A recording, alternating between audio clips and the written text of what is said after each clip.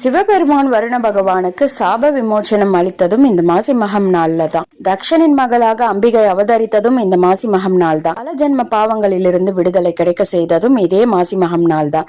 இன்னைக்கு இந்த மாதிரி ஒரு சொம்பை எடுத்து அதுல தண்ணி நிரப்பிட்டு மஞ்சள், குங்குமம், ஏலக்காய், கிராம்பு, பச்சை கற்பூரம், கொஞ்சோண்டு பூ இது எல்லாமே சேர்த்து நீங்க சிவபெருமான் கிட்ட வச்சுட்டு அம்பிகையும் வேண்டி சிவபெருமானுக்கு முருகர் பிரணவ மந்திரத்தை சொன்ன நாளும் இது போல பாதாள உலகத்தில் இருந்து பூமியை பெருமாள் வராக அவதாரம் எடுத்து மீட்டு வந்த மாசி மகம் நாளும் இன்னைக்கு தான்.